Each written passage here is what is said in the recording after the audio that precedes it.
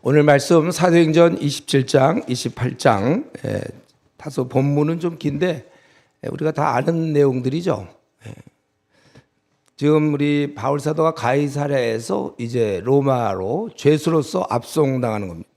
그래서 로마를 향해서 이제 떠나게 돼요. 배를 타고서 1절에 27장 1절 배를 타고 이탈리 로마에 가기로 작정됨에 이제 다른 죄수 몇 사람과 이제 가게 되었다. 3절에 보니까 시돈에서 또 성도를 만나게 되고 우리가 아는 대로 구브로 지중해 있는 섬 구브로 그 해안을 따라서 4절에 보니까 쭉 해서 무라에 이르게 되고 그리고 배를 바꿔 타서 알렉산드리아 배를 6절에 보니까 탔다. 우리가 뭐 이거 자세히 알 필요는 없어요.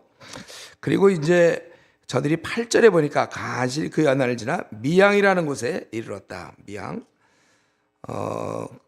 그런데 9절에 보니까 제가 아까 1부 때 좀 크게 얘기했더니 목도 안 좋으면서 또 오래간만에 만나갖고 여러 날이 걸려서 금식하는 절기, 금식한다는 건 이제 계속 대속죄일 지난 것이고 대략으로 지금 보면 한 10월 초 정도, 우리로 따지면 10월 초 정도에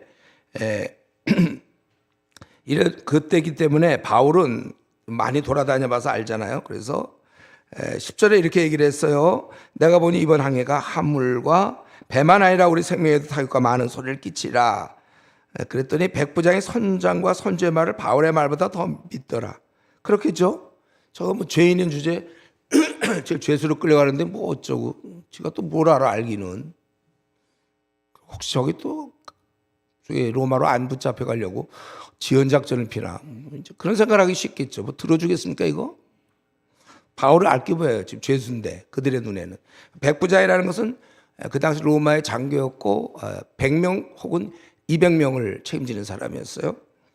그런데 이제 당연히 안 믿죠. 이거를 너희들 가면 안 되겠다 했는데 안 믿고 계속 가갖고 어떻게 됐죠? 결과적으로는 이제 잘 이제 그 13절에 보니까 남풍이 순하게 불매 그들이 뜻을 이룬 줄 알고 이제 우리 원래대로 잘 됐다 하고 갔는데 14절이죠. 얼마 안 돼요. 섬 가운데로부터 유라굴로라는 광풍, 아주 태풍이 불게 되는 거예요. 그러니까 이거 방법이 없으니까 15절에 그냥 쫓겨가다가 가오다라는 작은 섬 안으로 지나서 간신히 거루를 잡아서, 거루라는 것은 구조선이에요. 조그만 배들. 원래 보통 배 뒤에 끌고 가다가 위험할 때 이제 끌어내리는 건데 그걸 잡아서 끌어올리고 줄을 가지고 선체를 둘러감고 스루디스의 이 모래 암초인데 그걸 피하려고 애를 썼다는 거예요. 그래도 잘 안 되니까 두려워 연장을 내리고 뭐 돛대, 다 밧줄 여러 부속물을 내리고 그냥 쫓겨가더니 18절에는 아예 짐을 바다에 풀어. 이거 배를 가볍게 하려고. 이 배가 안 되니까 다 없으니까 지금 떠내려가야 되니까 각오를. 그리고 아예 19절에 보니까 사흘째는 배의 기구들을 다 버렸다는 거예요. 살려고. 그래도 20절 여러 날 동안 해도 별도 이 별이 보여야 되는데 그러면 이 방향을 안내받을 수가 없어. 이들은 해도 껌껌하고 별도 없고 별이라도 보이면 좋겠지만 그러니까 어디로 가야 될지 몰라요. 그냥 큰 풍랑만 일어요. 그래서 결과적으로 구원의 여망마죠. 이제 살 소망이 없는 거야. 죽는 거구나. 다들 그렇게 생각했다. 살 소망이 없다. 여러분도 한번 이런 경험 있어요? 죽음을 앞두고 이제 나는 살 소망이 없다. 원래 신앙생활은 그게 참 좋은데 한 번씩 경험하면 거의 죽을 것 같아야 돼. 그때 주님 만나면 그 참 신앙생활 잘 할 수 있어요. 보통에서 그렇게 모태신앙이 막 놀다가 이제 불치병 걸려서 의사가 3개월 남았습니다. 죽어. 이때는 진짜로 이때는 팍 새로워지는 거 아닙니까? 이때는 이제 어쨌든 이들은 지금까지 아마 대부분이 이제 군사들이었을 거고 로마 군병들이었으니까 뭐 아니면 선자이나 선주 뭐 괜찮았을 것 같은데 다들 살 소망이 없는 거예요. 그래서 거기 21절에 먹지도 못해. 도저히 뭐 그 풍랑 어떻게 안 되는 거예요. 그 안에서. 근데 이때쯤 이제 바울이 나타나 21절부터 26절까지 보니까 아까 읽은 건데 내 말을 듣고 좀 가지 않았으면 좋을 뻔하지 않았냐. 이거 뭐 탓하려는 게 아니야. 지금 과거 네가 잘했냐 못하는 게 아니라 이제 한마디 벌써 자기는 알고 그랬다는 걸 알려주는 거죠. 내가 그때 그런 거 기억나냐? 그래야 이제 그다음 얘기가 되는 거예요. 아, 그때 너희가 면회했으면 좋을 뻔했는데 그러나 안심하라. 안심하라. 너희 생명 아무런 손상이 없겠고 오직 백분이라. 이렇게. 예. 근데 왜 그가 그런 얘기를 하냐면 이 사람들 생각할 때 갑자기 죄수가 나타나갖고 뭐 안심하라. 저기 감옥 안 가니까 좋아하나 지금 배 풍랑 이쪽이 괜찮다고 생각하나? 자기가 뭔데 안심하라. 그런 이야기. 그런데 하나님의 사자가 어젯밤에 내 곁에 서서 바울아 두려워하지 말고 이제 너 항해하는 자를 내게 주겠다. 그렇기 때문에 나는 25절 그대로 될 줄 알 것이다. 반드시 한 섬에 걸리리라. 그렇게 얘기를 한 거예요. 보통 원래 그 배를 타는 사람들이 미신을 많이 믿더라고요. 우리 이전에 제주도 가서 우리 전도해 보니까 그중에 이상하게 미신 믿는 사람이 많아요. 왜냐하면 두려우니까. 근데 지금 사실 그들은 굉장히 두려웠을 것 같아요. 배에서. 이런 경험 있어요 혹시? 예, 배가 어떻게 가야 될지도 모르고 풍랑에서 막 방향을 잡을 수도 없고 그냥 떠내려가는 대로. 그리고 바람은 큰 바람 불고 먹고 살 수도 없고 막 그러는 가운데서 이제 그가 위로하는 거야. 반드시 한 섬에 걸리리라.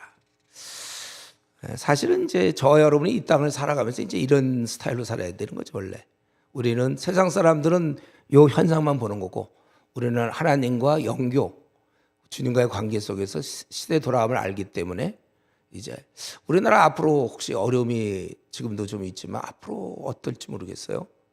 그래도 여러분들이 신앙을 다 갖고 있으면 하나님이 통치하시니까 우리가 이제 유리해 줄 수도 있고 또 우리가 어떤 방향을 제시할 수 있는 것인데 그래서 이제 어떻게 됐습니까? 그래서 27절부터 마지막 44절 결국 한마디로 얘기하면 이제 태풍 가운데 살아났다는 얘기인데 이제 열 나흘째 되는 날 27절 거기 아드리아 바다 이게 이제 지중해 중앙부에 있는 건데 자정쯤 되어 육지에 가까워짐을 알게 됐어요. 물을 재보니 20길이 되고 약 한 37m 정도. 그리고 또 재보니까 또 15길에 이건 굉장히 기쁜 소식이죠. 줄어들고 있다. 그럼 육지가 가깝다는 거잖아요. 그래서 이때 암초를 조심하고 고물로 단넷을 내리고 고물이라는 것은 뒤쪽을 얘기해. 배의 뒤쪽, 이물은 앞쪽. 뒤쪽에다가 닷을 내리고 나리새끼를 고대하고 그리고 이쯤 됐을 때 사공들이 이제 자기들이 의논하게 된 거죠. 배가 이렇게 다 망가졌고 뭐 다 피해를 많이 봤으니까. 그리고 제대로 자기들이 인도를 못하니까 자기들에게 어떤 책임을 물을 것이다. 아마 로마에 그게 굉장히 엄했을 것이고 그래서 도망하려고 그래서 그들이 거룻배 원래 비상시에 이용하는 작은 배 거룻배를 타고 이제 도망가려고 했다는 거죠. 그랬더니 바울이 이렇게 보고 보내면 안 되죠 이런 사람들 지금 잘하면 이들을 이제 주님께 이끌 수 있는 좋은 기회가 오고 있는데 군인 백봉장과 군인들에게 그들이 배에 있지 아니하면 너희가 구원을 얻지 못하리라. 우리가 살아야 되니까 이때 따지질 않죠. 그 근거가 뭐냐? 왜 저들이 빠지면 왜 우리는 구원 못 받? 이런 거 없어요. 지금은 바울이 한마디 하면 그냥 듣는 거예요. 또 사실 이들 사공이 이때 도망을 안 가길 잘했지. 이때 도망갔으면 육신은 살았겠지만 이제 후에 바울의 특수교육이 이제 28장 시작되거든요. 3개월간 그거 못 받고 구원받지 못하고 갈 건데 자기들 살려고 그런 거지 원래 죽으러 가는 거고 바울의 눈에서는 저게 죽는 거예요. 죽는 거 살아야 되는데 어쨌든 그건 이따 좀 더 얘기하기로 하고 어쨌든 그래서 군인들이 아예 배를 내리지 못하게 줄을 끊어버렸다. 그러고 나서 이제 바울이 33절에 보면 음식 먹기를 권하는데 보니까 거기 열 나흘 동안 14일 동안 밥을 못 먹었대요. 그러니까 뭐 죽는 거죠. 죽어. 그런데 이제 먹기를 너에게 권한다. 너희 중 머리카락 하나도 잃을 자가 없으리라. 그 떡을 가져서 자기가 모든 사람에서 하나님께 축사하고 이럴 때 죄수 너 이거 뭐하냐고 그런 사람 아무도 없어. 이때는 이미 다 죽었다. 지금 그냥 바울 말만 듣는 거예요. 그가 축사를 하나님 앞에서 축사하고 이거 얼마나 안 믿는 사람 원래 자기를 지금 호송하는 사람들 다 모은 자리에서 축사를 하고, 이게 원래 성도가 이제 원래 이런 식으로 살아야 되는 거예요. 원래 요셉도 그랬잖아요. 종이었지만 그 집안 전체를 자기가 책임지고, 죄수로 갔잖아요. 더나 그 죄명이 뭐예요? 자기 상관의 아내를 어떤 간음하려고 하다가 걸려서 간 아주 저질, 그런 것처럼 보였지만 그는 그 전체 감옥을, 그것도 아주 그 고위 관리들이 오는 그런 감옥을 다 책임졌잖아요.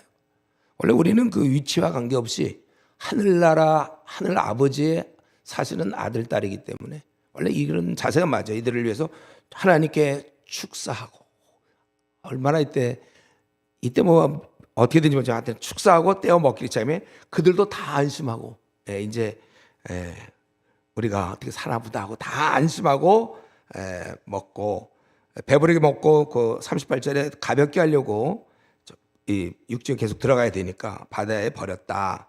그러고서 39절에 닷을 끊어버리고 뭐 이렇게 해서 그 두 물이 합하는 곳, 그래서 배 머리는 이물은 고정되고 또 배 뒤쪽에 있는 고물은 이제 슬슬 이게 둘 사이에 껴 있는데 뒤에 물이 깨지더라 이거죠. 배의 뒤편이 깨져. 이러다가 군인들이 또 생각했어요. 이건 아까 사공들이었거든. 군인들은 이러다 죄수를 도망가면 어떡할까? 죄수가 도망에 탈출했다라면 자기들이 죽는 거예요. 우리 그 빌립보성의 그 간수도 그랬잖아요. 이들이 탈출한 거 자기 죽으려고 그랬던. 바로 그런 상황이기 때문에 차라리 그럴 바에는 이들을 죽이는 게 차라리 낫겠다. 원래 죄수니까. 그러면 이때 죄수를 죽인다는 얘기는 바울도 죽는 거예요. 근데 백부장이 43절에 바울을 구원하려고 뜻을 막고 헤엄칠 줄 아는 사람은 먼저 가고 남은 사람은 얼족과 혹은 배 물건에 의지하여 나가게 해서 다 상륙하여 구조되었다. 그러니까 이게 이제 이제 가다가 있었던 일인데, 바울이 보니까 음식을 권하고 사람을 위로하고 아주 어려울 때 리더십을 발휘하고 기도도 그들 앞에서 하고, 그래도 아무도 뭐라고 그러지 않잖아요. 이게 이제 저와 여러분이 사실 이 땅에서 아까도 얘기했지만 우리가 그렇게 사는 것이고, 그리고 여기 보니까 오늘 본문에서 좀 아주 좀 잘 보여지는 게 하나님의 도와주심이잖아요. 이 태풍 가운데서 바울에게 나타나 주셨어요. 위로해 주시는 거죠. 지금 죄수로 잡혀가고 있는데 정말 태풍을 만나고 얼마나 공고합니까? 그런데 하나님이 나타나 주셔서 또 하나님이 도와주시는 게 백부장의 마음을 움직이기 위해서, 원래 여기서 죽을 수도 있었는데 바울이 구원하게 되고, 그리고 결국 그 44절에 모두가 다 상륙했다 그랬잖아요. 혹시 이럴 때 한 명이도 죽으면 그건 바울의 권위가 떨어지는 거예요. 왜냐하면 분명히 22절에 아무도 생명에는 아무런 손상이 없다.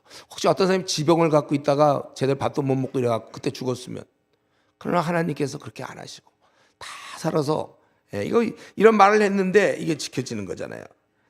결국 뭐예요? 우리는 항상 알고 있듯이 태풍 가운데서도 또 거기 죽을 수밖에 없고 먹지 못해서, 또는 이런 군인들이 죽일 수 있는 그런 가운데서도 하나님께서 보호해 주신다. 이걸 우리가 바라보면서 저와 여러분은 항상 이렇게 살아야 돼요. 하나님의 도우심. 그렇기 때문에 우리가 두려워하지 않는 거죠. 우리가 뭐 이유도 없이, 우리는 워낙 그 낙관적인 사람들이라 뭐 염려 근심이 없습니까? 있지만 하나님이 우리를 지켜주신다면 우리가 뭐가 무섭냐, 뭐가 두려워요. 이 땅에 원래 이 땅 자체는 구성되어 있기를 염려 근심으로 구성되어 있어요. 쫙 염려 근심, 고달픔, 오해, 또 남의 무시, 비방, 이 땅에는 슬픔, 예기치 못한 아픔. 사실 마음만 한번 생각해 보세요. 걱정하려 들면 끝도 없어요. 아기를 한번 놔보세요. 아기가 어떻게 될까 막 이래도 걱정 저래도 걱정, 또 앞날도 걱정. 우리는 그러니까 지금 삶을 산다는 건 그러니까 100세 시다는 게 좋은 게 아니에요. 너무 오래 살면 그만큼 걱정과 근심의 기간이 길어지는 거예요. 그러니까 일찍 죽는 것도 좋은 거예요. 그런 면에서. 그러니까 우리는 이렇게 살아갈 때 걱정, 염려, 근심, 고뇌, 번뇌, 고통, 갈등, 미움, 또 꼬임, 뭐 이런 것들, 또 단어 뭐가 좀 더 있을까? 하여튼 그런 걸 저와 여러분 통과하는 거예요. 그렇기 때문에 우리는 늘 이런 게 생기는. 지금 요거 바울이 그럼 요때만 태풍에 힘들었느냐? 아니요. 배가 5번이나 파손을 당했고, 이거 말고도 충분히 더 있어요. 매는 안 맞았을까요? 웬걸요 얼마나 두들기 맞았는데요. 41 가만매를 5번 맞았다 그랬죠. 195대 요즘 맞아봤어요, 여러분? 조폭이에요? 어디 가서 얻어맞고. 이거 밤낮 얻어맞고 감옥 가고 굶고 헐벗고 추위에 떨고 그러는 그가 또 이번에 보니까 이런 태풍인데 그는 이런 가운데서도 우리는 두려워하지 않아요. 왜냐하면 하나님이 또 우리 아버지시니까. 우리 하나님은 우리가 염려 근심보다 더 크시잖아요. 그걸 다 이겨낼 수 있다고요. 여러분, 그래서 여러분들이 아직도 근심하고 무슨 걱정을 하고 있다면 교회 다니면서 그 신앙이 아직도 어린 거예요. 다시 한 번만 얘기할게요. 제가 벌써 여러 번인데 또 얘기해요. 이번에 한 번만 더. 다음에도 와서 또 할지 모르지만 우리가 쉽게 하면 이 땅은 풀장에 가면 어떻게 된다 그랬어요. 우리가 거기 110cm, 100cm 이렇게 센티미터 이렇게 그게 있잖아요. 그럴 때 키가 110, 100, 120까지도 아마 이렇게 따지면 120대도 물에서 어쩌면 좀 위험할 수 있단 말이에요. 그 동네 근처에 있는 사람들은 그렇지만 키가 150이다. 키가 180이다. 그러면 그 풀장에 물에 빠져 죽을 염려가 있습니까? 그거 참 오히려 그것 때문에 염려해야 될지 몰라. 죽으려면 못 죽어. 그거는요 안 죽어. 하면 그게 죽겠습니까? 자기가 여러분 겁나요? 풀장에 갔을 때 지금 자기가 예를 들면 키가 150이다 160이다 했는데 100인데 어떡할까 내가 물속에 이거 겁난다. 수영 헤엄칠지 몰라도 어떻게 겁난다 아니면 안 겁난다. 답이 뭐예요? 좋은 것 같아요. 겁나요 안 겁나? 하나도 겁나지 않아요. 이까지 뭐가 겁나요? 헤엄 잘 치는 저 같은 사람은 한 3m 돼도 겁 안 나거든 헤엄치니까. 근데 어쨌든 중요한 건 여러분들이 그러니까 무슨 얘기를 제가 하고 싶은 건지 알죠? 여러분의 신앙이 빨리 150, 140, 150, 160, 170 돼야 돼. 이렇게 되면 이 땅에서 벌어지니 뭐가 겁이 나. 이 땅에 겁날 일이 뭐가 있어요. 앞으로 우리나라 지금 양진영 어떤 일이 앞으로 벌일지도 몰라요. 북한은 또 어떻게 할지도 모르고 경제 문제는 어떻게 될지도 모르고 집안에 여러 문제도 많아요. 또 남편이 아내가 어떤 또 일을 당할지 자식이 어떤 당할지 그 어떤 위험 꽉 막힌 상황 여기 모든 사람이 구원의 여망이 없어진 바로 그런 상황이 다 와도 우리한테는 지게 되어 있다는 거예요. 근데 왜 나는 이렇게 염려 근심이 많습니까? 자기 문제라니까요. 하늘아버지가 계신 줄 믿음이 없으니까. 우리는 세상 사람은 절망할 수 있어도 우리는 절망, 낙심 이런 건 없는 거예요. 왜냐하면 우리를 이끌어 주시고 보호해 주시는 하늘아버지가 계시지 않습니까? 우리 찬양할 때 나를 돌보시는 주님 그 찬양할 때는 막 크게 불러요. 그러고서는 또 염려해요. 그 걱정하고 시험 떨어지면 어떡할까? 우리 애가 시험 떨어지면 어떡할까? 다시 한번 얘기해. 떨어지면 떨어지는 거예요. 떨어지면 어떡할까? 그건 이제 10층에서 떨어지면 몰라도 시험 떨어지면 떨어지는 거예요. 다시 공부하든지 그거 모르겠어. 또 머리가 안 돌아가는데 그럼 떨어져야지. 그러면 그게 공이 아니에요. 머리 안 돌아가는 사람이 다 붙으면 어떻게 해요? 그러면 머리 돌아가는 사람은 어떡하란 말이에요? 그냥 있는 대로. 욕심은 왜 이렇게 많습니까? 자녀에 대한 욕심이나 또 부자 되려는 욕심, 건물줄 되려는 욕심. 제가 한번 얘기했죠. 중사매를 얘기했는데 꿈이 뭐냐? 건물주 되는 거요. 참 지금 그러죠. 우리는 근데 절대로 염려할 이유 없어요. 다만 그냥 맨정신에는 염려가 되는데 어떻게? 그래서 빌립보서 4장에 있는 것처럼 우리는 오직 기도하라. 네가 그 문제 해결할 수는 있냐 너? 내가 해결해 주겠다니까 나한테 아뢰라. 그 반에 우리는 기도 생활하는 거죠. 여러분 우리 오늘 모습에도 나왔지만 이렇게 바울 사도를 하나님께서 지켜주시는 거고 우리도 마찬가지로 하나님 아들 딸인데 바울만 특별히 하나님이 지켜준다 이런 게 어디 있어요? 우리 더 특별히 맞고 감옥 가고 우리 하나님이 지켜주니까 어떤 문제가 있으면요 왜 이렇게 염려하냐면 다시 기도 생활 안 하니까. 기도 생활 안 하는데도 염려하는 사람하고 행복하고 아무것도 난 염려가 안 된다 기도 생활도 안 하는데 이런 사람이 상담이 필요한 거예요. 그 사람은 어떻게 그 특별한 비법 못 가? 혹시 낙천적으로 모든 걸 다 낙관적으로 생각하나? 그건 거의 술 먹은 사람과 거의 동급인데. 그러니까 염려가 되는 저도 술 드십니까? 물어봐야 돼.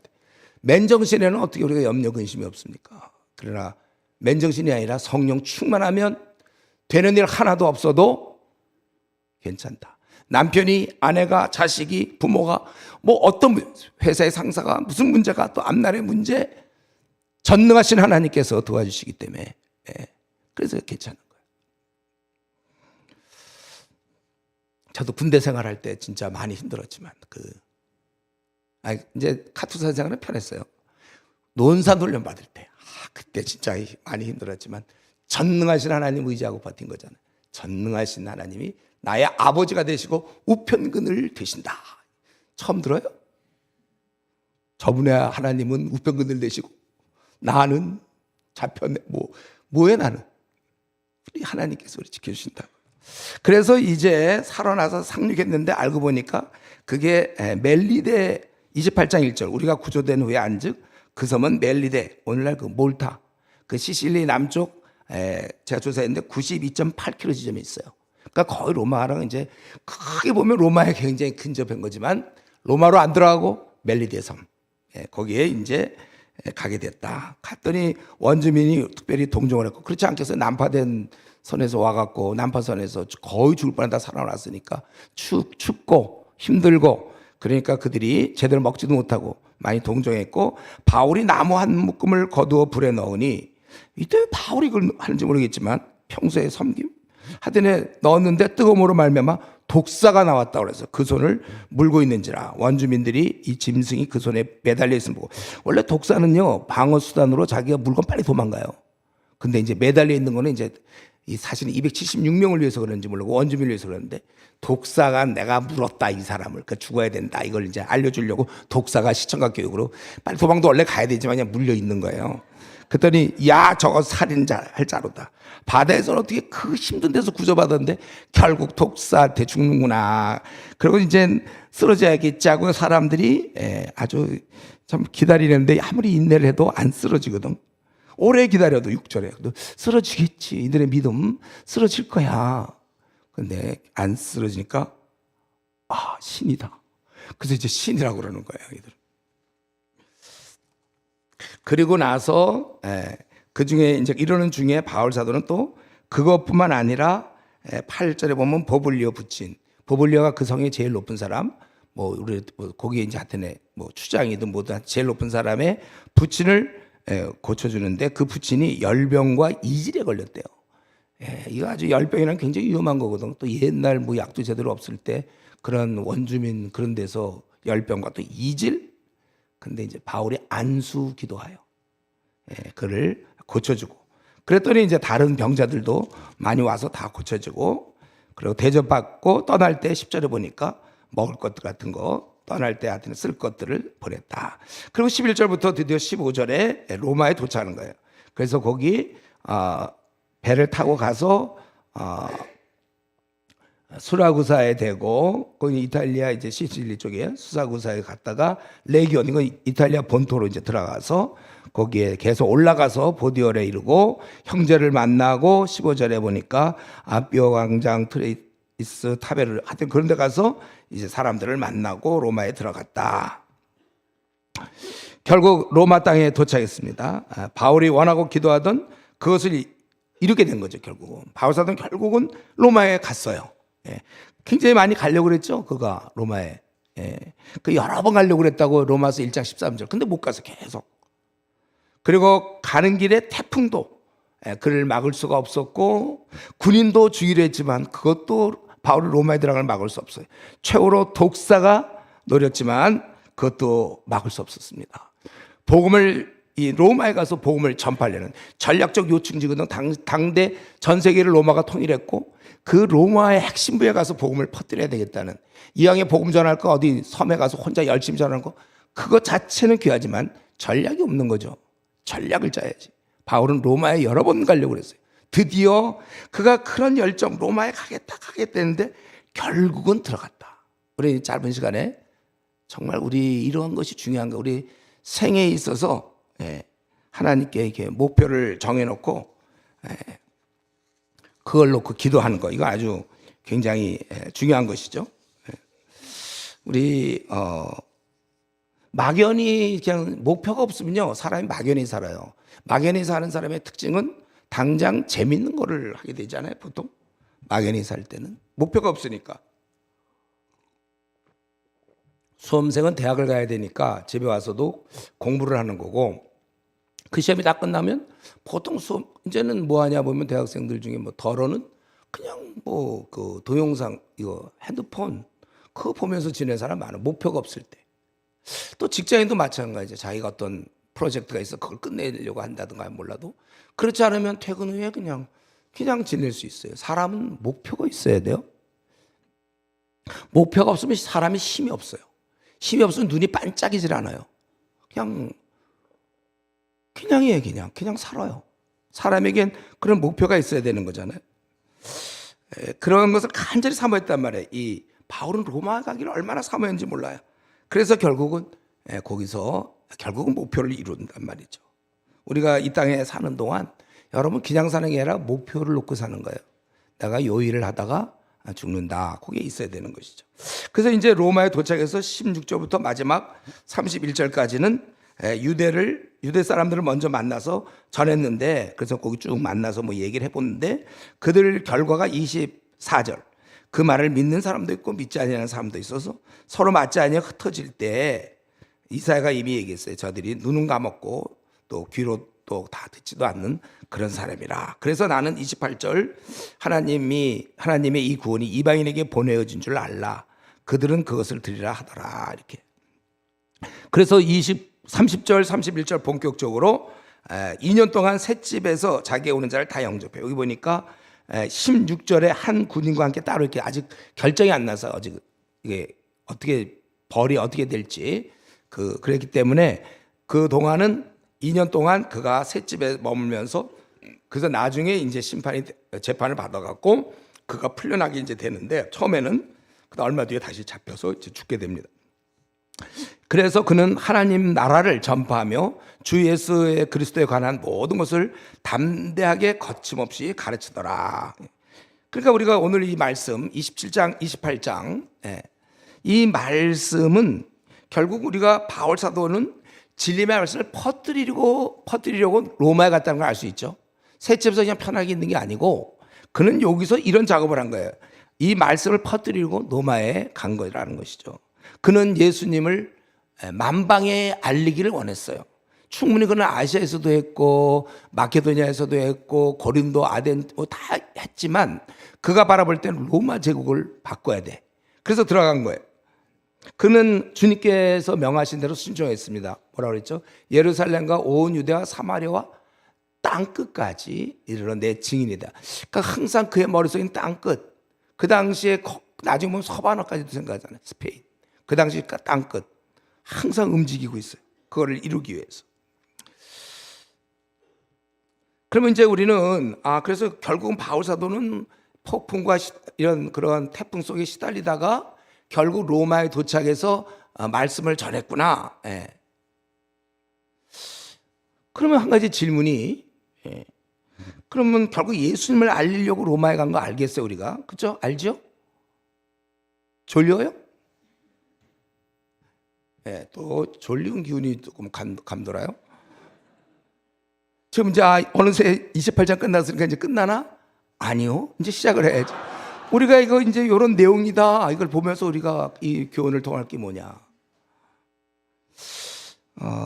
제가 질문이 뭐냐면, 로마를 결국 복음을 알리기 위해서 로마 갔다면 태풍 없이 간 것과 태풍과 배고픔과 또 군인이 죽이려 했던 그런 위험과 독사에 물리기까지 그걸 겪으면서 가는 차이는 무엇이었는가? 생각해보세요, 여러분. 그 차이가 뭐죠? 결국은 그 차이는 바로 이것 때문에 뭐냐면 276명의 영혼들, 그들의 구원이에요, 사실은. 그래서 그들이 이제 살 소망이 끊어졌다는 건 정말 하나님 믿을 수 있는 좋은 기회가 되는 거예요. 보통 우리 신앙 없는 사도 마지막에 1개월 남았다 막 이러면 뭐라도 붙잡으려고 그러잖아요. 제가 그 일본의 안타까운 점은 마지막 붙잡을 때 어릴 때 모태신앙이었다가 아니면 어릴 때 교회 좀 다니는 애들 있잖아요. 아니면 군대에 와서 조금 다녔거나 나중에 마지막 순간에 예수님의 이름은 아니까 돌아올 수가 있는데, 일본에 800만의 우상이 있어요. 800만. 거긴 예수님이 없어요. 그러니까 그들이 돌아올래도 누구한테 돌아올 수가 없어. 그러니까 안타까운 거예요. 우리나라는 참 좋아요. 교회도 많고. 어쨌든 그들은 지금 죽느냐 사느냐의 그런 순간에서 죽을 수밖에 없다는 절망을 경험했어요. 깊이. 이게 참 중요한 바탕에, 신앙에 있어서는 절망이야말로 좋은 바탕인데, 그러면서 그들은 새로운 어떤 한 죄수의 형태를 띠고 있었지만 얘기는 들었을 거 아니에요. 어떻게 하다 죄수. 바울이 아마 가면서도 그런 얘기 안 했겠어요? 다메섹에서 주를 만났고 뭐 자기가 한 얘기 안 할 수가 없죠. 그런 얘기를. 그들은 그 위태로운 상황, 절망의 상황에서 바울을 만나게 됐고, 또 어느 정도 신뢰하게 되었고, 그가 전하는 하나님에 대해서 배우게 되었고, 다는 아니겠지만 제가 보기에 상당수가 믿었을 것 같아요. 그리고 그것만도 부족해서 또 3개월. 예. 더구나 이 독사에게도 물리고도 살았잖아요. 딴 건 혹시 뭐 예측하는 능이 있다라도 독사에 물리면 죽어야 되는데도 살고, 보통 사람이 아니에요. 그래서 제 생각에는 276명이 하나님이 주신다고 그럴 때, 물론 우리 성경적으로 보면 이제 죽지 않고 다 살아난다는 뜻이겠지만, 하나님도 이런 사실을 다 알 거 아닙니까? 사실은 좀 바울에게 맡기는 것 같아. 내 느낌에. 내게 주었다는 것은 네가 이제 그들을 이제 책임지고 어떻게 해라, 뭐 이런 느낌이 드는데, 제 생각에는 과연 몇 명이나 믿었을까? 이건 성경 안 써 있으니까 제가 이제 함부로 얘기하지 못하는데, 제 속으로 속 얘기를 해줄까요? 저는 다 믿었을 것 같아요. 아주 괴팍한 사람이 있겠죠.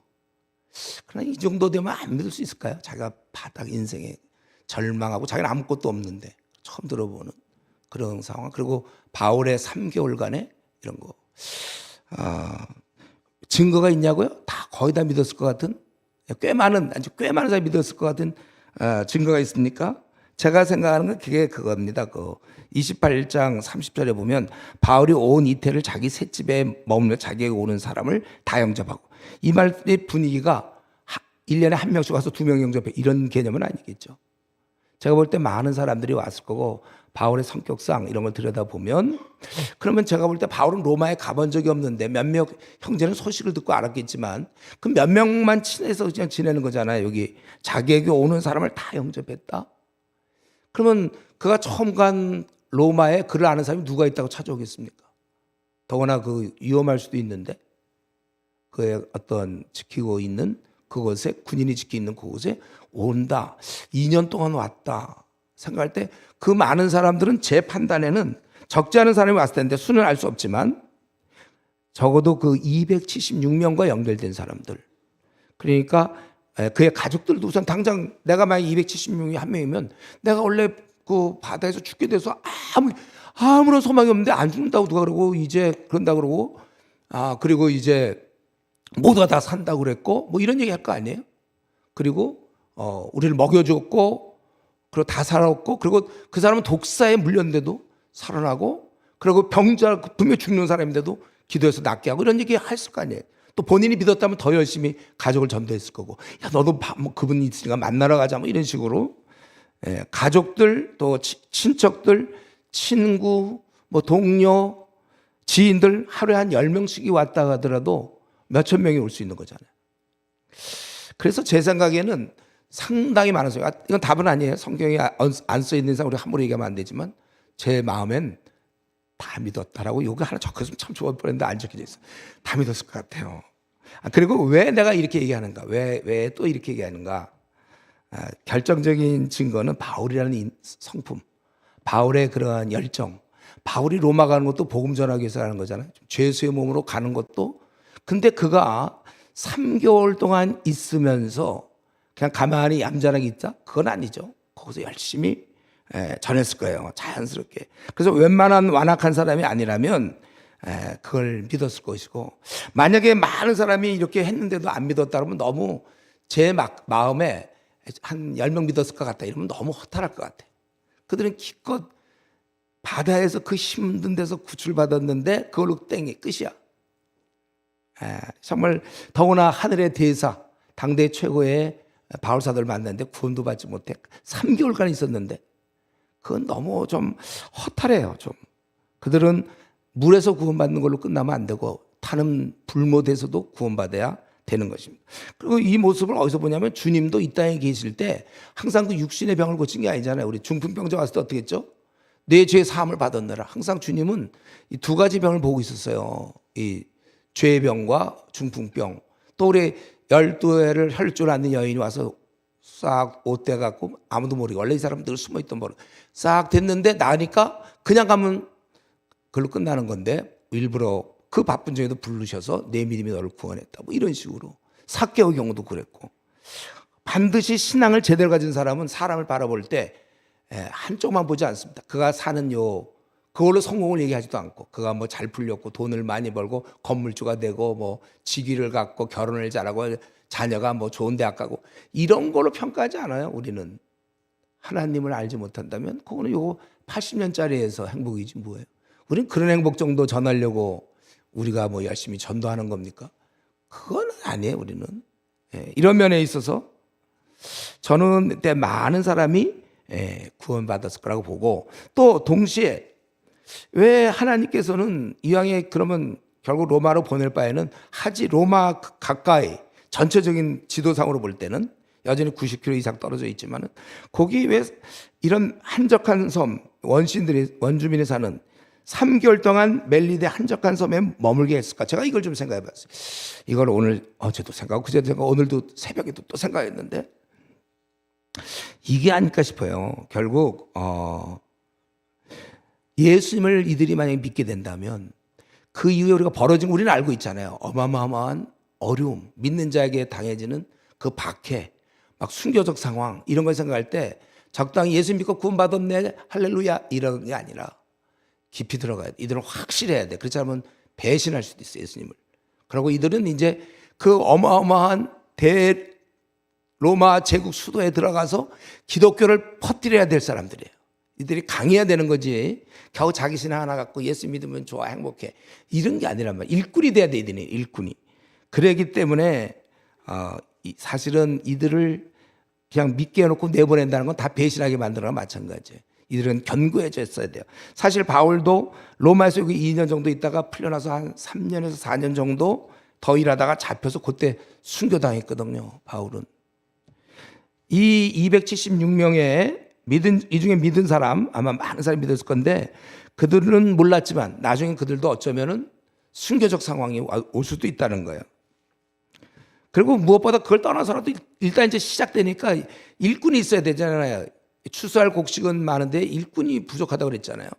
더구나 대로마 제국 이제 바울이 들어가서 시작해야 되는데 혼자서 해봐야 그 얼마나 하겠어요. 아는 사람도 없고 감옥 그쪽에 자기 있는 곳에 누가 와요. 근데 276명의 동역자 함께 이제 들어가는 것이죠. 이 초창기 멤버들은 견고했어야 됩니다. 그렇기 때문에 단지 그냥 구원받는 걸로 끝난다면 그대로 그냥 들어가도 되는데 이들이 주를 위한 일꾼이 되기 위해서 시간이 필요해요. 그래서 3개월 특수훈련. 이 멜리데 섬에서 당대 최고의 교관이라고 우리를 다닌다면 이제 교관이 될 수 있겠죠. 함께 3개월에 아주 그런 단기, 인텐시브하게 단기 특별 특수 합숙 훈련이다. 이렇게 보세요. 좀 길었나? 하여튼 대단한 훈련이라는 걸 내가 얘기하고 싶은 거예요. 이게 하여튼 아주 이런 합숙 훈련이 필요해요. 저도 군대에 있을 때, 저도 얼마 전에 그런 얘기인데 군대 다시 들어가면 좋겠다. 군대 들어갈 때 진짜 전도 잘했거든요. 아니, 많은 사람이 주님을 영접했어요. 비결이 뭐냐? 애들이 집에 안 가, 이 군인들이. 막사에 저랑 같이 있어요. 할 것도 없고 오히려 심심해. 헌병들이 게이트 지키느라고 카투사. 할 거 진짜 없거든. 밤새도록 지켜야 돼. 할 거 아무도 없는데 내가 나타나서 복음 전하면 아유 저리 가 이런 거 없어요. 우리 전도지 주면 됐어 이런 거. 되긴 뭐가 되지 지금 심심해서 아주 그냥 시간 되게 안 가고 있는데 웬 사람이 하나 나타나서 복음을 얘기하니까. 교회 많이 왔어요 그때. 야, 그 방법도 괜찮겠더라. 군대 가서 그냥. 지금 이거는 뭡니까? 3개월간 특별히 뭐 할 것도 없잖아요. 그래서 지금 난파돼갖고 여기 와갖고. 그래서 이들이 훈련을 받았을 거고, 이건 물론 성경에 안 써 있지만 상식적으로 생각할 때 바울과 함께 애들 훈련 받았다. 사실은 제자들도 마찬가지잖아요. 제자들이 당대에 정말 시대를 움직일 만한 위대한 인물들이 다 걸출한 인물들이 된 거는 그들이 예수님께 3년 동안 훈련을 받았다는 거죠. 디모데가 왜 이렇게 훌륭하게 되었습니까? 디모데. 바울이 거의 도제식으로 키웠기 때문에. 공짜는 없는 거예요, 공짜. 그래서 우리 중에 이런 사람이 있어요. 때가 되면 나도 헌신해야지.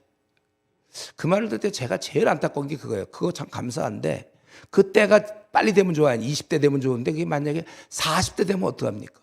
때가 되면 나도 헌신해야지. 40대, 50대 되면 어떻게 해요? 예를 들어 봅시다. 내가 예를 들면 50대에 헌신을 해. 만약에 제가 모태신인데 대충 지내고 막 잘못돼갖고 한 40, 50대 된다 칩시다.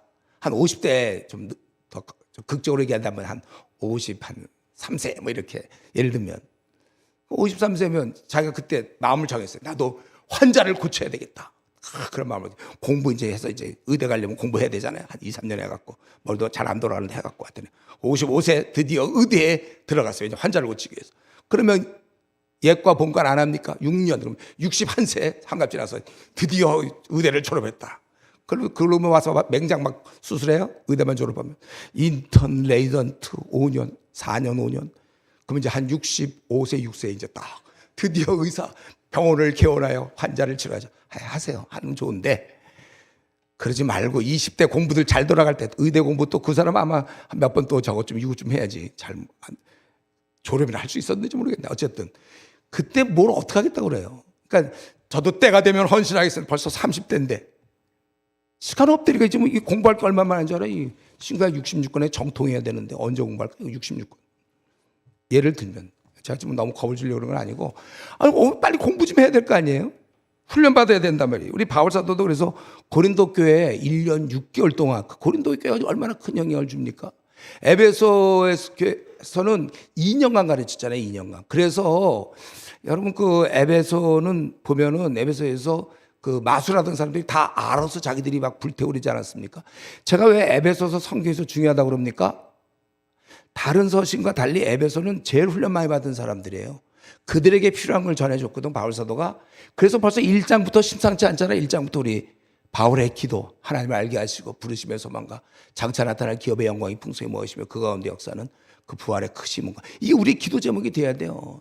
3장에도 우리가 속사람이 먼저 강건해야 되고 그리스도가 그 마음에 계시고 사랑의 뿌리가 타고 굳어지고 우리의 지성으로 깨달을 수 없는 그리스도의 사랑의 길이 넓이 높이 깊이를 깨달아 하나님 충만한 거 충만하라.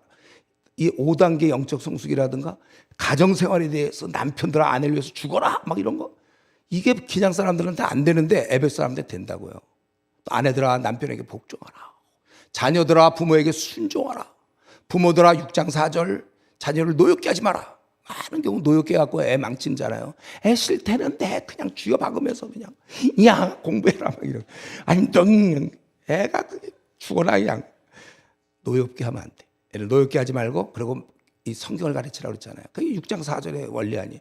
다른 사람한테는 그런 거 별로 없어요. 그러나 에베소 교인들은 많이 훈련받았기 때문에 그래서 제가 신앙 제일 먼저 가지면 로마서부터 공부하라고 그랬죠. 로마서 공부하고 그다음에 에베소 이런 거 다 공부해야 되는데 왜냐하면 계속 가르쳤기 때문에 공짜는 없어요. 여러분 주님의 일꾼 그냥 뭐 마음 먹는다고 되는 줄 아세요? 아니 우리가 뭐 마음 먹으면 저 대학교 교수 됩니까? 공부를 해야죠. 제가 PhD 주님의 일꾼이라고 내가 뜨겁다 수레가 어디 갔더니 막 뜨거워졌다 내 마음이. 그래서 일꾼으로 해봤자 그 돌팔이 의사 되는 거예요. 의사로 따지면 충분한 공부 일꾼도 마찬가지.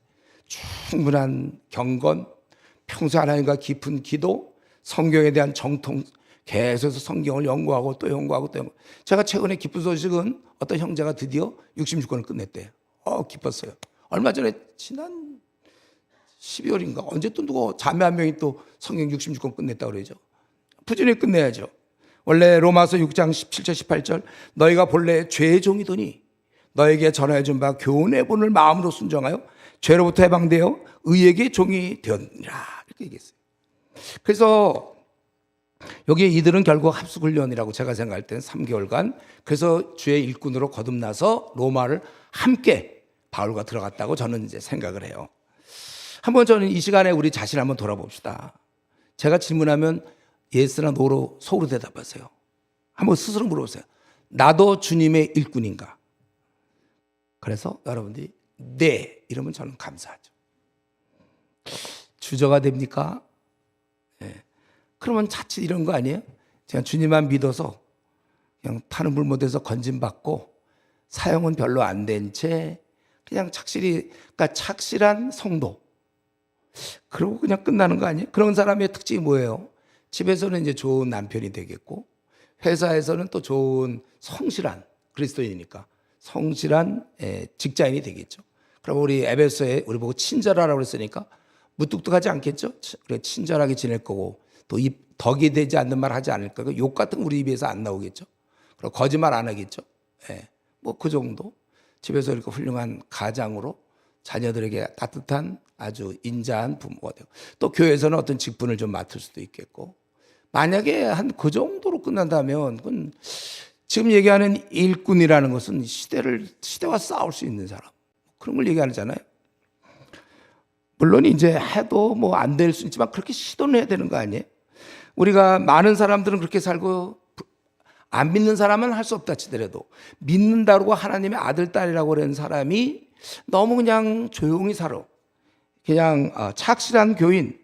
우리 이렇게 거기에 머무는 건 저는 원치 않고 빨리 좀 자라야 돼. 우리 보니까 교대생들, 교사들 보니까 4년간 여기 교대 다니고 임용고시 패스하면 교사 되던데요. 빨리 그 사람은 교사로서 이제 써먹는 거 아니에요. 의사들도 마찬가지 아니에요. 거기서 하면 비록 좀 길긴 길어 11년인가 해서 그 다음에 환자 고치잖아요. 우리는 지금 교회 다닌 지 몇 년째입니까? 지금 많은 사람을 자기가 좀 돌보고 키우고 제자 삼고 있어요. 제자 삼으라고 그랬는데 내 제자가 누구예요? 바울은 뭐 디모데 누구 뭐 많잖아요. 제자가 너무 많은데 나는 도대체 누가 있는 거예요? 그 일꾼이죠. 일꾼. 추수할곡식. 여러분, 그래서 우리는 지금 제가 얘기하는 건 뭐 탓하려는 게 아니에요. 지금 주저하는 사람한테 얘기하려는 게 아니라 일꾼이 되자니까 지금이라도. 그럼 우리는 어떻게 일꾼으로 준비됩니까? 바울은 지금 3개월 특수훈련인데 그 훈련을 뜯어보면 결국은 성경적으로 보면 우리 제일 잘 나와 있는 게 이제 초대교회의 모습, 사도행전 2장에 나오잖아요. 그때 그들은 어떻게 훈련을 받았는가? 3,000명, 5,000명씩 막 거듭나면서 어떻게 훈련 받았죠? 사도의 첫 번째 한 4가지인데 사도의 가르침, 말씀. 여러분들이 지금 PBS 하고 있지 않아요? 근데 교회에서 한장한다고 너무 그 믿고 있다가는 어느 세월에 끝냅니까? 왜 꼭 20몇 년 뒤에 끝내라는 법이 어디 있어요? 부전에 지금 할 수만 있다면 이제 조금 PBS 말씀드린 사람은 월요일날도 하고 화요일날도 하시고 수요일날도 하고 목요일날도 하고 금요일날도 하죠. 저녁마다 하고 뭐 못하는 건 뭐 일 있으면 또 못하고 뭐 이렇게 구정 때는 집에 잠깐 갔다 와서 또 막 열심히 하고 말씀 공부를 해야 되는 말씀 공부. 일꾼이 되기 위해서는 말씀. 내가 선한 일꾼은 의의 그 교육을 받으려 선한 말씀으로 교육받는다. 디모데 전서 4장 6절에 우리가 선한 일꾼이냐? 너 선한 교훈으로 양육받아라. 그리고 다른 사람을 형제를 깨우쳐라. 그거 아니에요? 그리고 사도행전 2장 42절의 말씀에 의하면 우리가 기도 생활해야 돼. 기도 생활. 그리고 성도 간의 교제. 이 3가지가 아주 중요하잖아요. 말씀 생활, 기도 생활. 늘 얘기하던 건 사실은 성도 간의 교제. 이 성도 간의 교제를 오해하면 안 돼요. 함께 노는 것, 뭐 함께 영화 같이 보러 가는 거. 그런 게 성도 간의 교제 아니에요. 그건 함께 영화를 본 거예요. 그거는. 그런 걸 교제라고 그러면 안 돼요. 뭐 같이 게임을 했다든가 성도들이 모여서 뭐 함께 놀았다. 그게 무슨 교제가 함께 놀았다예요. 그냥 세상 친구 말고 교회 친구랑 함께 놀았다지. 그런 걸 교제라고 얘기하면 안 돼. 자기가 하나님으로부터 깨달은 바를 함께 나누고 서로 돌아보아 사랑과 사랑을 격려하고 그리스도의 말씀이 풍성히 거한 후 그 피차 가르치고 권면하고 이게 이제 교제죠. 또 위로해주고 격려해주고 그리고 그러면 그런 3가지를 바탕으로 이제 증인의 삶을 살아라. 초대교회가 그렇게 살았어요. 그래서 말씀, 기도, 성도 간의 교제를 바탕으로 어디를 가나 그들은 복음을 전했다는 거예요. 때를 어떤지 뭐든지 말씀을 전파하라. 바울사도. 그렇기 때문에 여러분 착실한 그리스도인 거기에 머물면 안 돼요. 다 그래야 돼. 우리는 다 착실한 그리스도인이 돼야 돼. 당연히 예배도 빠지고 아니면 안 빠져도 기껏 와서 졸고 뭐 이러면 곤란하죠. PBS 우리 예수배라면 아유 못해 왔어 이런 얘기하고 전도는 뭐 그거 합니까? 뭐 이러고 나가지도 않고 막 그건 착실한 교인도 아니고 그건 그냥 뭔지 잘 모르겠고 그다음에 이제 착실한 교인 제가 얘기하는 건 지금 너무 많은 걸 요구하나? 착실한 교훈으로 있지 말 그걸로 머무는 수가 있단 말이에요. 그걸로 만족하면 안 되고 시대를 바라보고 싸워야 된다는 거죠. 지금 우리 바로 옆에 중국 거대한 중국 17개 나라랑 연결되어 있는 15억의 인구 이거 바울 같으면 이거 무조건 들어가는 거예요. 목사님 시진핑. 필요 없어. 그냥 들어가. 그냥 뭐 시진핑 뭐 자기가 뭐 지금 당장 써먹고 또 이제 중국어도 못하면서 시진핑 있을 동안 빨리 중국어 하면 되죠. 그러고 그럼 몰래 하면 되잖아요. 언제 뭐 환경이 좋아야 우리가 꼭 선교합니까? 여러분. 환경은 엉망이라도 우리는 하는 거예요, 원래. 중국, 그 다음에 그 라스타로부터 이어지는 10억이 또 기다리고, 인도. 힌두교인 11억의 힌두교인이 기다리고 있는데. 이야, 이런 데 가서 일할 생각을 하려면 빨리 준비되고, 우리가 전투해야 된다는 거예요. 하루 들었으니까 뭐, 그럴 줄 알았어. 이런 사람 없죠. 거기 앞에 또 18억의 무슬림이 기다리고 있는데요. 언제 여러분 나갈 거예요? 제가 여러분들 다 나가시라. 이 정도 배우면 좀, 교대 벌써 교대 생활 4년이면 끝나는데 아직도 20년씩 다니고 있는 사람이 있어요. 또 배워. 물론 배우는 자세는 좋아요. 거기 가서 배우세요. 현장에서. PBS 여기서 다 끝나고, 안 끝나도 돼. 그냥 가서 끝내세요. 마음을 우리가 그렇게 정해야 되는 거예요. 오늘 근데 본문에서 눈에 좀 띄는 게 좀 있죠. 바울 사도의 그런 힘든 여정. 그렇게. 바울 사도는 원래 이거 말고도 어려움이 많았어요. 평탄치 않았고 그는 쉽지 않은 생을. 그래서 또 그도 똑같이 14일을 굶은 거고 똑같이 그 태풍에서 죽음의 위험을 당하는 것이고 그런데 그렇게 못 먹고 힘들었는데 그런데 또 군인이 죽이려고 그랬잖아요. 근데 간신히 살아났더니 또 독사가 기다리고 있어요. 뭐 하나님 일꾼의 삶이 이 모양입니까? 남들은 편안하게도 잘 사는데 왜 밤낮 고생만 해? 바울 사도는. 하나님은 당신의 종들에게 관심이나 있는 거예요. 이렇게 충성된 사람은 왜 늘 이렇게 어려움을 겪으면서 살아가야 되냐 이거예요. 이런 벌어지는 상황 보면 바울 사도도 좀 낙심할 수도 있고 의기소침할 수 있을지 모르겠어요. 그러나 이제 주님이 도우시는 거죠. 독사에게 물렸지만 살면 되는 거 아니에요. 한번 저는 이런 면에 있어서 우리가 이런 걸 보면서 바울은 되게 고생했네. 야, 참 그렇구나. 그러지 말고 우리는 좀 어떻습니까? 우리 자신. 우리도 이렇게 늘 주님 때문에 힘든 일을 당하고 있어요. 주님 때문에 나 정말 이게 뭐 어떡한가.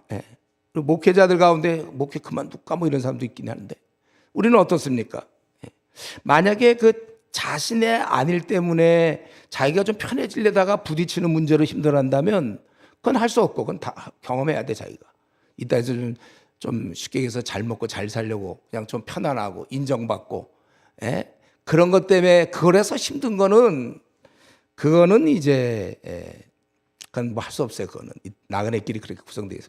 그거 말고 내 나름도 나 주님 때문에 많이 수고하고 애썼는데요. 참 되는 거 없습니다. 혹시 그런 분이 있다면 제가 하고 싶은 말은 그게 원래 주님의 일꾼은 그렇게 사는 거예요.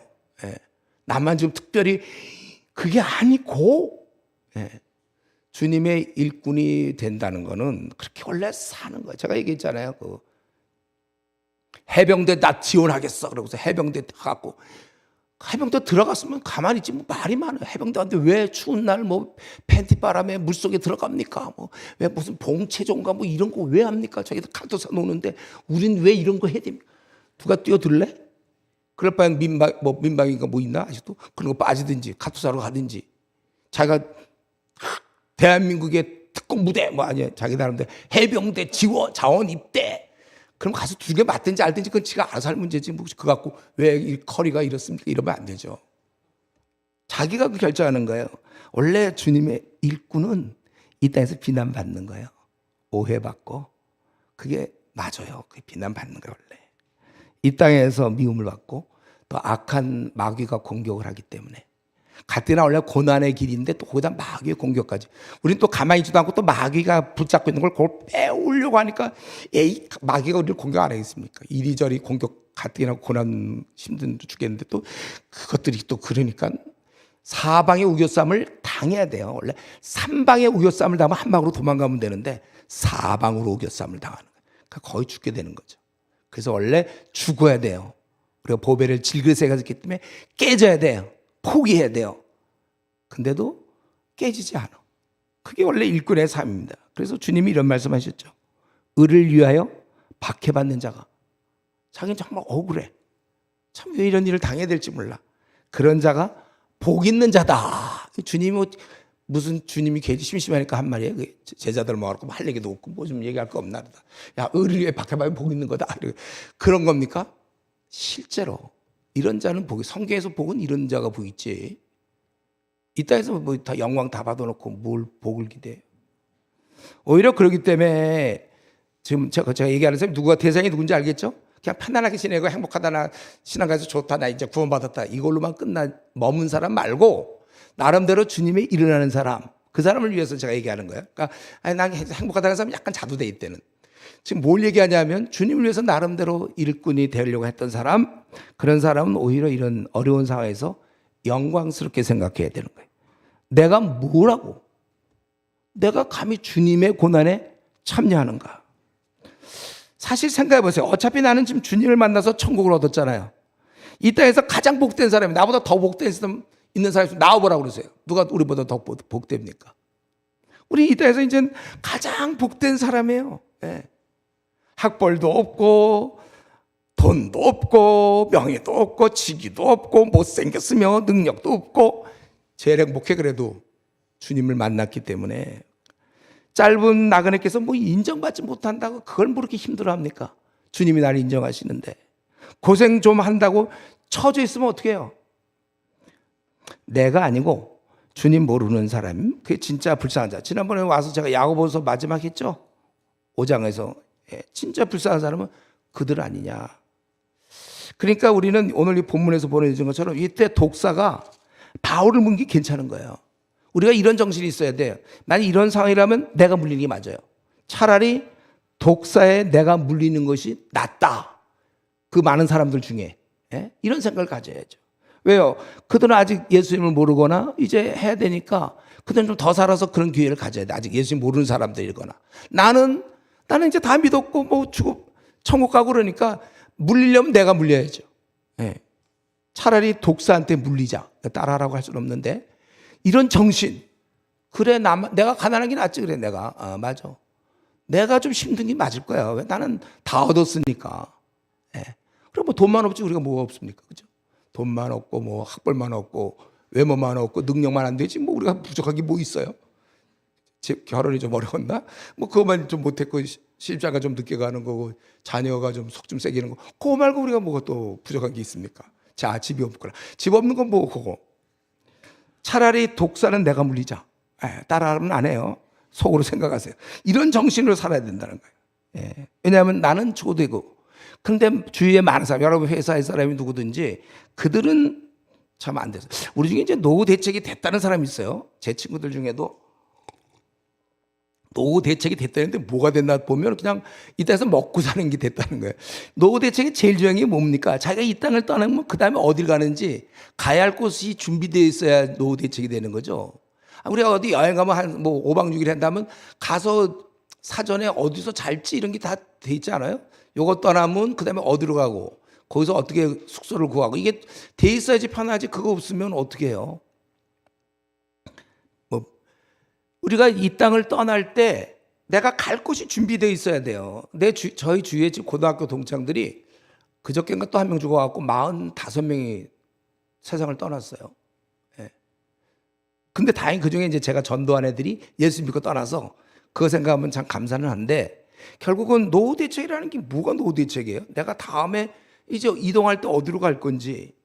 그러니까 그 활용 정점이라는 게 있잖아요. 마지막 노후 대책은 그거예요. 우리는 그게 있잖아요. 이 땅에서 그래서 우리가 힘들고 억울하고 속상해 진짜요. 참 이거 잠이 안 올 수도 있어요. 속상해서. 그러나 우리는 여전히 가장 복된 자라는 생각을 해야 돼. 아마 이때 바울에게 물어봤으면 참 좋겠죠. 이때 만약에 막 시달리고 막 그럴 때 독사한테도 물리고 그럴 때 그냥 원주민 구경할 게 아니라 당신 행복합니까? 한번 물어봐야 됐어요. 바울이야 행복하죠.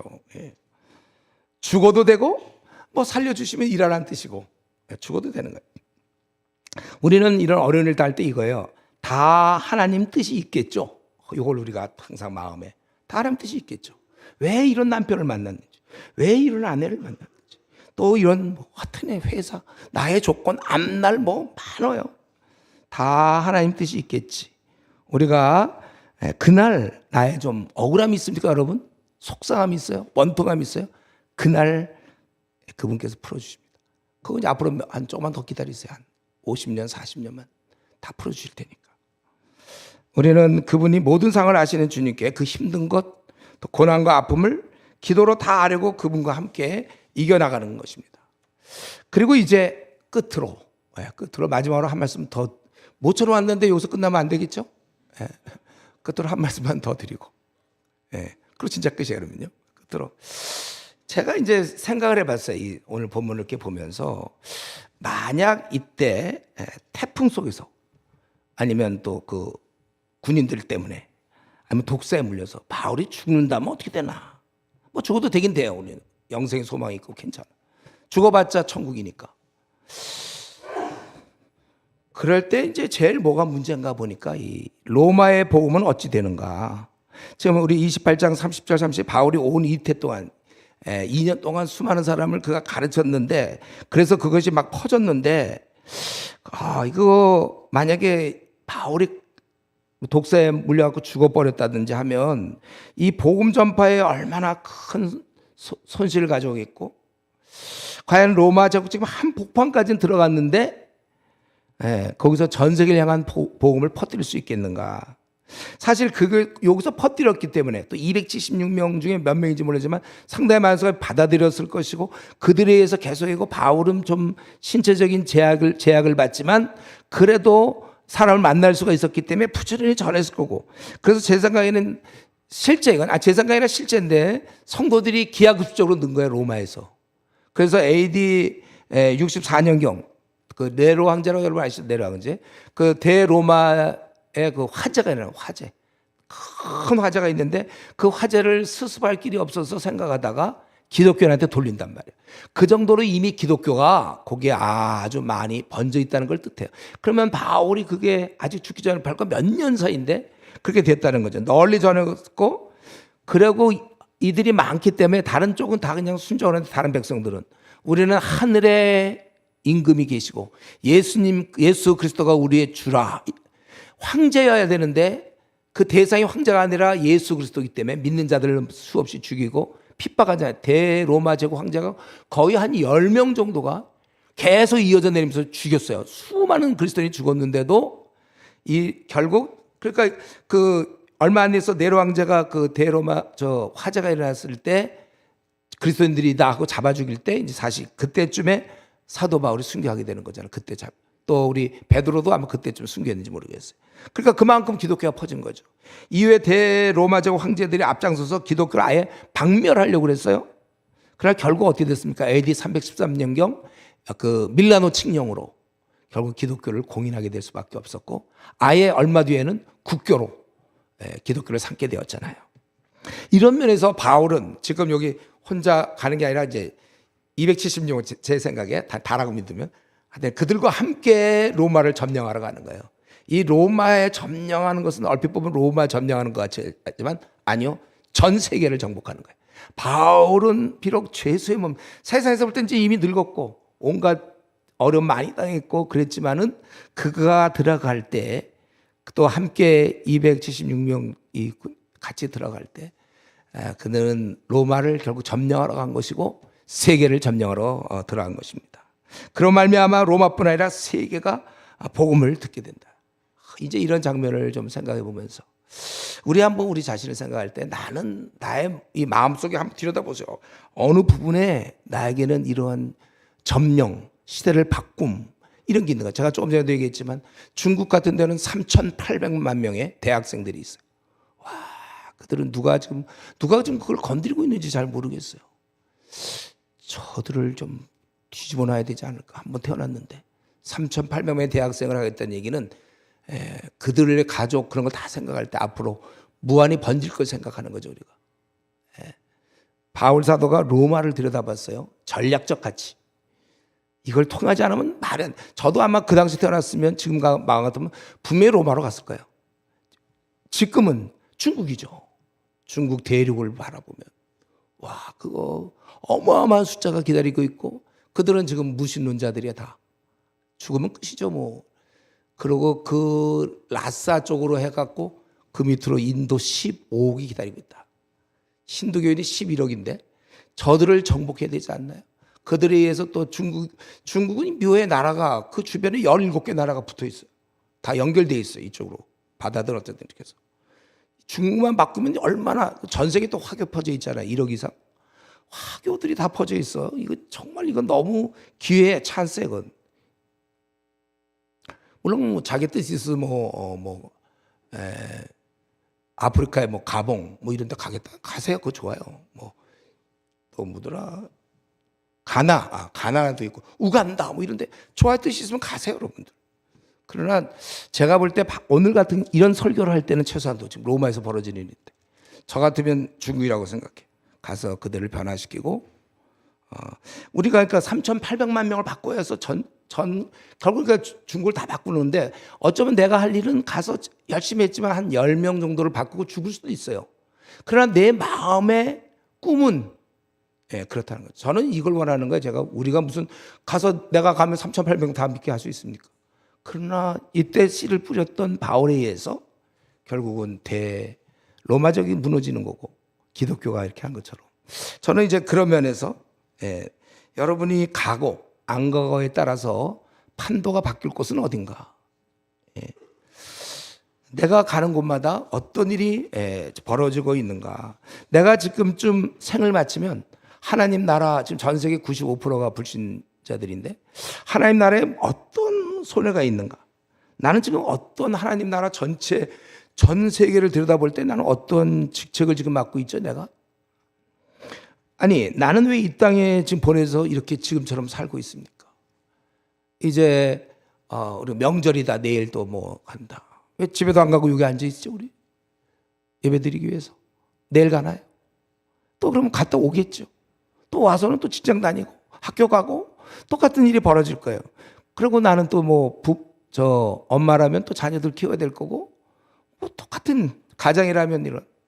근데 나는 지금 왜 이 땅에 보내져서 지금처럼 살고 있는지 다시 한번 나를 하나님 보내신 그 이유를 좀 깊이 생각해 봐야 됩니다. 그래서 한 번 뿌린 내생 어떤 열매가 많다 적다는 얘기하지 마세요. 다만 마음에 이런 품은 뜻 가서 모든 족속 제자 삼으라. 그리고 복음이 온 세상에 전파돼야 그때야 끝이 오린다고 그랬잖아요. 그러니까 주님 오시기 위해서라도 복음이 저는 믿어요. 이 중국 제가 늘 매일 기도하는 건 뭐냐면 셀 수 없는 무리가 중국에서 거듭나기를 바라요. 그래서 셀 수 없는 무리가 저 18억의 무슬림을 향해서 가고 또 셀 수 없는 무리가 이 인도 땅에 가서 힌두교 11억을 위해서 일해야 되고 셀 수 없는 무리가 저 5억의 그 불교 신자들한테 동남아시아 쪽으로 가야 된다. 저는 이제 늘 그렇게 믿는데 우리가 내가 그 일을 다 할 수는 없어요. 그러나 내가 지금 하고 있는 일이 그런 거 연결이 돼 있어야 돼. 나는 거기에 나름대로 일을 해. 그래서 내가 떠나면 그 일이 조금 더 진척이 안 되는 거에 대한 안타까움은 있어요. 그러나 한번 내가 이 땅에 온 이상 이 시대를 그대로 두고는 내가 있을 수 없다. 아까 얘기했지만 착실한 그냥 성도로서 머물러서는 안 되고 일꾼이 돼야 된다. 그래서 여러분 주님께 기도하세요. 주님, 제가 이 땅에 사는 동안 그냥 있어도 되고 오늘 생을 맞춰도 되는 그런 시시한 삶을 살다가 가는 사람 되지 않게 해주십시오. 이 땅에 하여튼에 꼭 필요하지. 바울 같은 사람 얼마나 필요했습니까? 그렇죠? 바울 같은 사람. 저도 좀 이 땅에 좀 꼭 필요한 사람이 되게 해주십시오. 제가 많이 늦었는지 모르지만 지금부터라도 제대로 내가 일꾼으로 잘 훈련받아서 내 성격이니 뭐니 다 고쳐질 건 물론이거니와 내 안에 정말 꿈을 가지고 나도 이렇게 사도 바울같이 이때 죽었으면 우리가 보기에 이때 죽었으면 큰일 나요. 그때 독사든 이 군인들의 칼이든 죽으면 안 돼. 살아있었어야 돼. 훗날 우리 후배들이 뭐 아들 딸이 될 수도 있고 우리 후배들이 그때 그분 안 계셨으면 어떡할 뻔했나 이거. 한국 교계가 어떻게 했으며 세계는 어떻게 돌아갈까. 그럼 그런 말을 들을 수 있을 만큼 우리는 굉장히 작은 그릇이고 한 달란트를 받았는지도 모르겠어요. 그러나 기도하세요. 이렇게 하나님 내가 이 땅에 살다 가는데 그냥 시시하게 잘 먹고 잘 지내다 가지 않게 하시고 한 시대를 움직일 만한 인물이 되게 해달라고. 그렇게 살아야 되지 않겠습니까? 그렇게 기도하는 우리 주은혜 교회 성도님 되기를 바랍니다. 이제 우리 통성으로 한번 기도할 때 정말 내가 이대로 살다가 이런 식으로 살다가 끝나면 되는 거예요? 아니면 뭐 좀 다른 게 있는 거예요? 나는 지금 어디쯤 와 있습니까? 착실한 사람입니까? 아니 착실도 못해서 밤낮 예배 지각하고 뭐 안 해오고 뭐 그냥 소위 말하는 미지근한 성도입니까? 그건 제가 얘기 안 하는 거고 착실한 교인으로 머무를까 봐 염려돼요. 더 꿈을 가지시고 지금 사도행전 27장 28장을 볼 때 세계를 향해서 꿈을 꾸던 그 바울 사도의 우리가 후배답게 우리가 이 시대를 바꿀 수 있는 그런 인물이 한 번 태어났는데 그렇게 살도록 같이 한번 통성으로 기도하겠습니다.